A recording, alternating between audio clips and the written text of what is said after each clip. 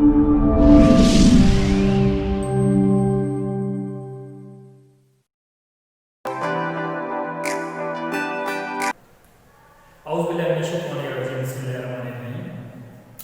अल्लाह की बरकत नाम से जो बड़ा मेहरबान और निहायत रहम करने वाला है। मैं हूँ वकार चौधरी। आप मेरे साथ सीख रहे हैं एडवांस अकाउंटिंग। एडवांस अकाउंटिंग का बेटा आज का हमारा जो लेक्चर है उसमें हम प्रैक्टिकल क्वेश्चन स्टार्ट करने जा रहे हैं। आपके पास जो बुक होनी चाहिए वो मोहम्मद हनीफ एंड अमिताभ मुखर्जी की बुक से हम टोटल प्रैक्टिकल क्वेश्चंस करने जा रहे हैं। बीकॉम पार्ट 2 की बुक है ये, advance accounting, Mohammad Hanif and Amitabh Mukherjee. उसमें टॉपिक है कंसाइनमेंट अकाउंट्स। तो उस कंसाइनमेंट अकाउंट के इंट्रोडक्शन को हमने समझ लिया था डिटेल से, फॉर्मेट सीख लिए थे, प्रोसेस सीख लिया था प्रीवियस लेक्चर्स में। आज हम बाकायदगी से बुक से अपने क्वेश्चंस स्टार्ट करने जा रहे हैं। आप लोग या तो ये पेज नंबर मैं लिख रहा हूं इसके मुताबिक बुक से क्वेश्चन देख सकते हो, या आप क्वेश्चन को मेरे साथ नोट भी कर सकते हो। पेज नंबर 304 ये आपकी advance accounting Mohammad Hanif and Amitabh Mukherjee की बुक का पेज नंबर है। ये आप नोट कर लेंगे। क्वेश्चन मैं साथ अटैच भी कर दूंगा और साथ ये मैं रीड कर रहा हूँ। क्वेश्चन को आप नोट भी कर सकती हैं और अपनी एडवांस अकाउंटिंग की बुक का पेज नंबर 304 उस पे रजिस्ट्रेशन नंबर 2 है जो आज हम स्टार्ट करने जा रहे हैं। क्वेश्चन रीड कर रहा हूँ, आप देखते जाइएगा। On 30th September 1997, Days Medical of Kolkata sent 500 cases of medicine costing ₹1000 per case to the medicine corner on consignment basis। देखिए हमने सीखा था इसमें भेजने वाला जो है वो कंसाइनर है, डेज मेडिकल कंसाइनर है और मेडिसिन कॉर्नर कंसाइनिंग है। 500 केसेस भेजे, एक की कीमत 1000 है, तो 500 को 1000 से मल्टीप्लाई करेंगे, ये आपके पास आ जाएगी क्या, गुड्स एंड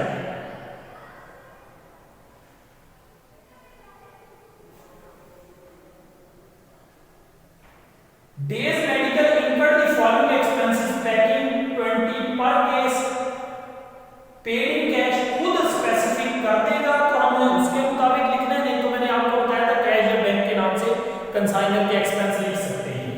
उसने कहा कि packing expenses paid in cash, insurance paid by cheque, freight paid in cash, forwarding agent expense due.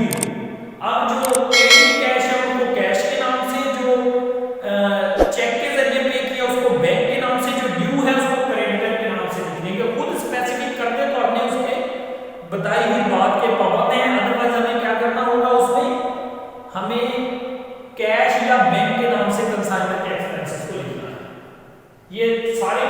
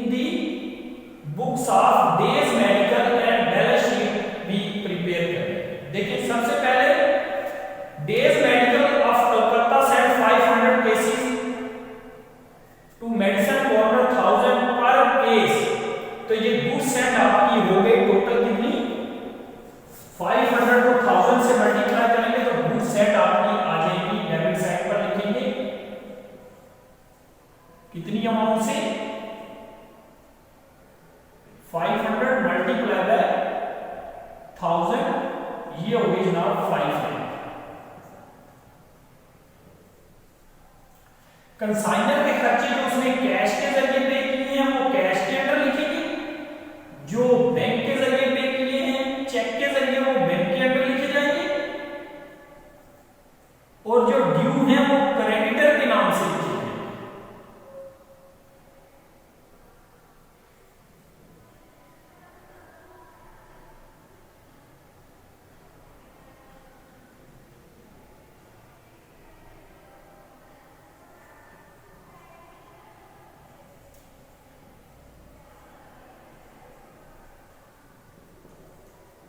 Ji, cash के जरिए दो एक्सपेंसेस पे किए हैं, एक तो उसने 20 पर केस 500 केस है, 20 पर केस 500 मल्टीप्लाई बाय 20 ये 10,000 हो जाएगा, और फ्रेट पे किया है 10,000। ये दोनों कैश के नाम से हम लिखेंगे, 20,000 कैश के नाम से लिखेंगे, और चेक कितने का पे किया है,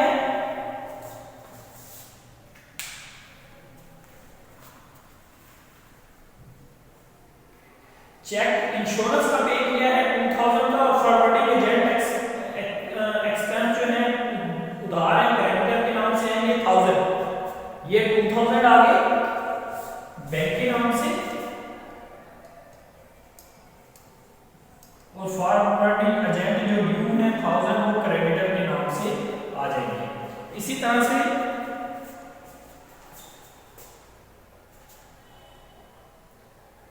नेक्स्ट देखें इसमें, on 31 December 1997 Madison corner forward an amount sale to days Madison medical showing that 200 cases have been sold 1250 per case and 250 cases have been sold 1200 per case. तो ये टोटल सेल जो है ये किस नाम से लिखेंगे हम, क्रेडिट साइड पर मेडिसन कॉर्नर के नाम से लिखेंगे। कितनी सेल मान लीजिए आपकी 200 केसेस सेल किए हैं 1250 के हिसाब से, 250 केसेस सोल्ड किए हैं 1200 के हिसाब से, टोटल सेल आपकी कितनी हो गई, ये हो गई जी 2,50,000, और ये हो गई जनाब 3 लाख, टोटल आपकी सेल हो जाएगी 5,50,000। ठीक है जी। इसके बाद Madison corner paid the following expenses, cartage 2000, unloading 1000, godown rent 2000। Underline करें, कंसाइनी के डायरेक्ट दो एक्सपेंसेस हैं, कार्टेज डायरेक्ट है, अनलोडिंग डायरेक्ट है, गुडॉन रेंट डायरेक्ट नहीं है। तीनों को हम जमा करके किस नाम से लिखेंगे, मेडिसन कॉर्नर के नाम से लिखेंगे, लेकिन डायरेक्ट एक्सपेंस को ध्यान में रखेंगे क्योंकि स्टॉक ऑन कंसाइनमेंट कैलकुलेट करने के लिए ये यूज होंगे। मेडिसन कॉर्नर के टोटल एक्सपेंसेस कितने हो गए 5,000, वो हमने मेडिसन कॉर्नर के नाम से लिख दिए। मेडिसन कॉर्नर का कमीशन कितना बनता है 5%, वो भी मेडिसन कॉर्नर के नाम से लिख दिया जाएगा।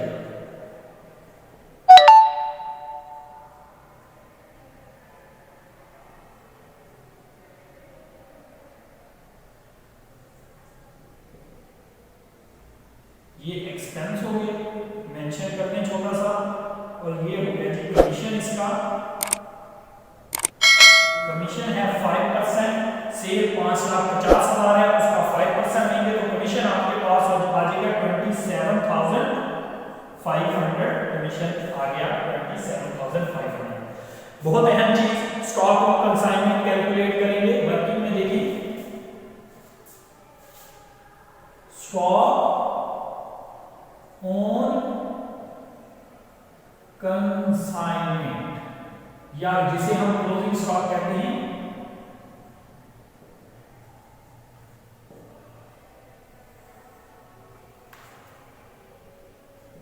फार्मूला क्या है, total cost divided by total unit send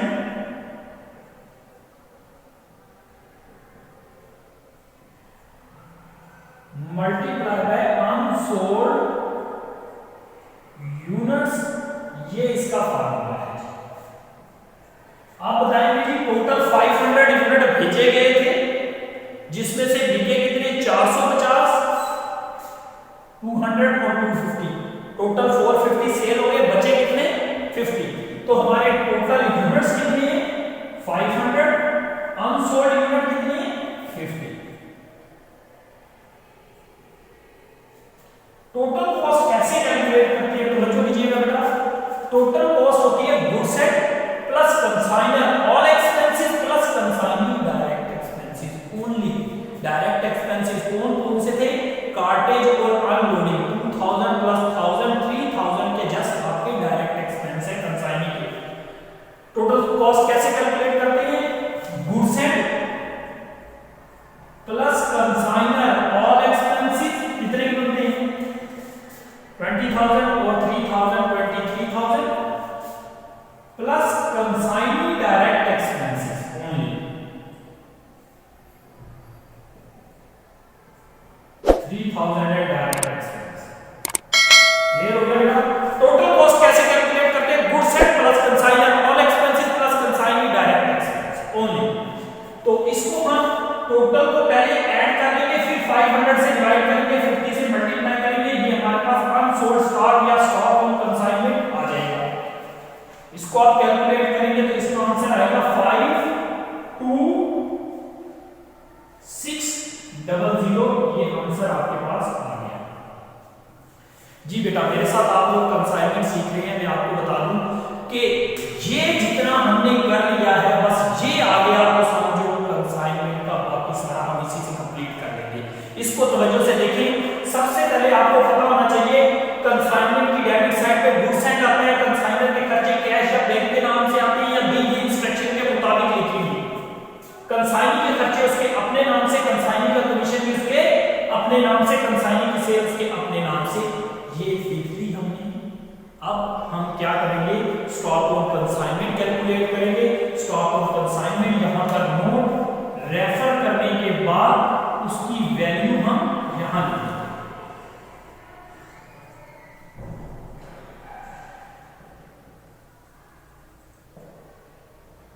52,600। इसका हमने कर लेना है टोटल, ज्यादातर क्रेडिट साइड बड़ी होगी, दोनों ही चेक कर लीजिएगा। इसका टोटल करना है, इसका टोटल आएगा जी 602600। इसी टोटल को बिल्कुल सामने लिखेंगे 602600। इस टोटल में से ये सारा माइनस कर देंगे, आंसर जो आएगा वो हम लिखेंगे प्रॉफिट एंड लॉस अकाउंट के नाम से लिखेंगे। आंसर आपके पास आ जाएगा जी 47,000 और 47,100।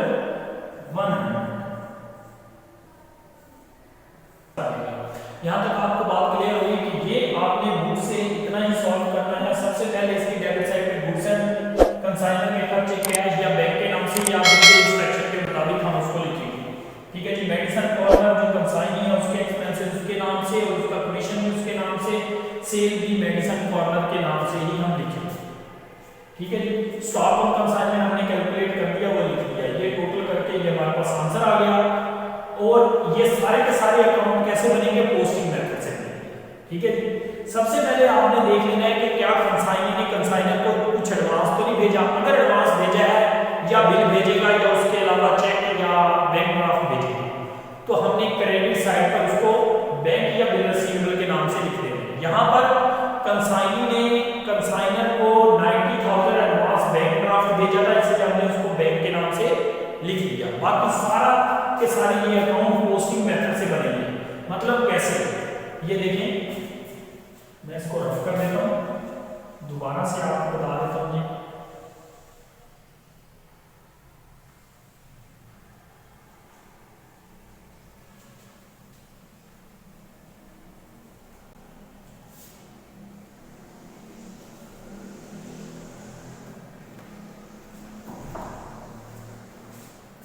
यहां पर देखिए मेडिसिन कॉर्नर आपने देखना है कितनी बार आया, 1 2 3। यहां पर मेडिसिन कॉर्नर क्या है, डेबिट है 5,000 से, तो मेडिसिन कॉर्नर की क्रेडिट साइड पर हम लिखेंगे 5,000 और अमाउंट आगे 5,000 नाम क्या आएगा, जिस अकाउंट से ले रहे हैं कंसाइनमेंट। इसी तरह से कंसाइनमेंट की डेबिट साइड पे मेडिसिन कॉर्नर है 27,500, इस टोटल को आप मेडिसिन कॉर्नर की क्रेडिट साइड पे लिखेंगे 27,500 और नाम क्या आएगा कंसाइनमेंट अकाउंट। क्यों कंसाइनमेंट अकाउंट के नाम से हम इसे लिख रहे हैं? क्योंकि कंसाइनमेंट अकाउंट की डेबिट साइड पे जितने भी आइटम है उसमें कंसाइनमेंट खुद डेबिट है, वो सारे के सारे क्या हैं क्रेडिट है। अब यहां पर मेडिसिन कॉर्नर क्या है क्रेडिट है, इसको हम यहां पर डेबिट साइड पर लिखेंगे अमाउंट 5,50,000 और नाम क्या आएगा कंसाइनमेंट अकाउंट।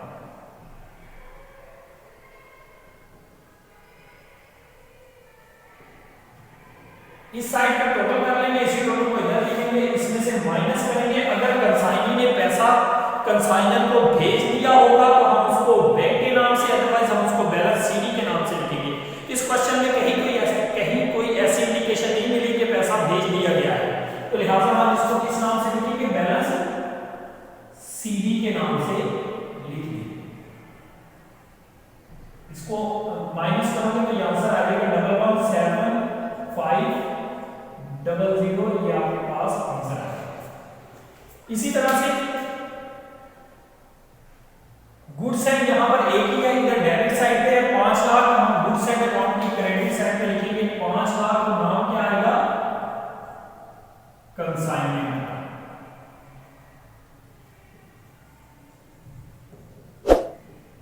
इसका टोटल कर लोगे, एक ही वैल्यू होगी इसमें 5 लाख, इसी टोटल को बिल्कुल सामने लिखेंगे,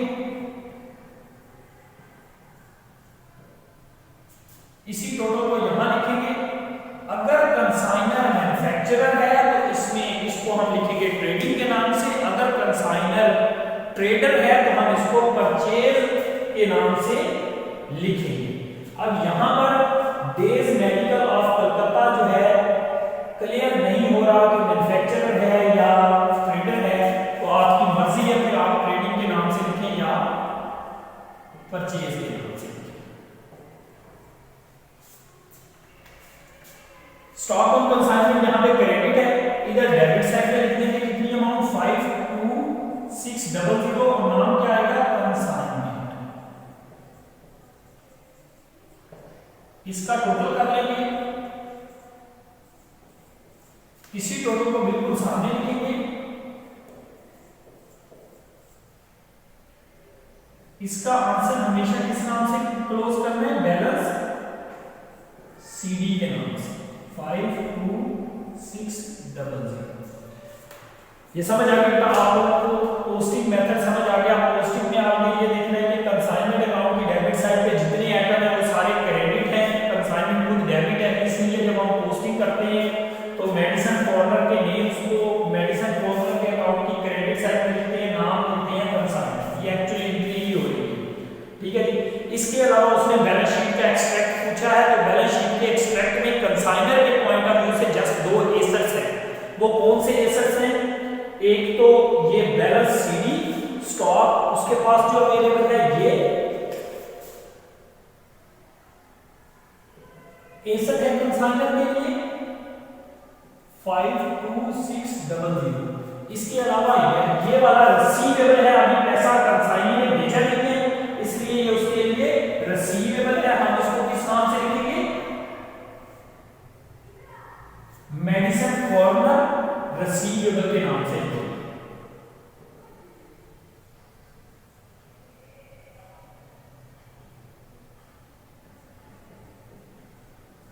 जब एक्सट्रैक्ट पूछा जाए तो उसका टोटल